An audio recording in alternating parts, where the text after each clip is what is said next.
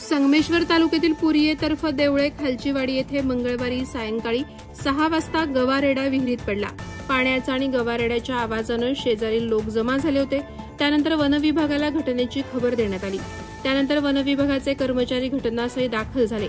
विहिरीची खोली सुमारे 30 फूट होती तर पाणी विहिरीत 10 ते 12 फूट होतं, त्यामुळे तो गवारेडा काही काळ पाण्यावर तरंगत होता। पुरिये खालचीवाडी आणि परिसरातील नागरिक वनविभागाच्या मदतीला आले होते। त्याचबरोबर पोलीस खात्याचे कर्मचारी देखील त्या घटनास्थळी उपस्थित होते।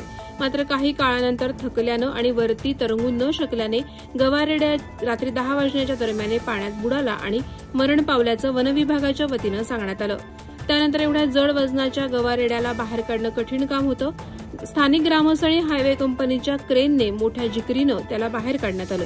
बुधवारी सकाळी 11:30 वाजण्याच्या सुमारास पशुवैद्यकीय डॉक्टर सोनाली शेटे यांनी शवविच्छेदन करून पंचनामा करण्यात आला।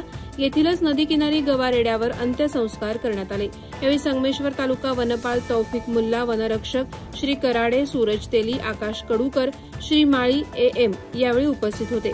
या प्रसंगी येथील लाकूड व्यापाऱ्यांनी लाकडाची मदत केली, तसंच पप्पू गांधी यांनी आपल्या क्रेनच्या सहाय्यानं सहकार्य केलं। स्थानिक ग्रामस्थांनी गवारेड्याला विहिरीतून बाहेर काढून शेवटच्या क्षणापर्यंत वनविभागाला मोलाची मदत केली। प्रहार डिजिटलसाठी शंकर वैद्य, साखरपा।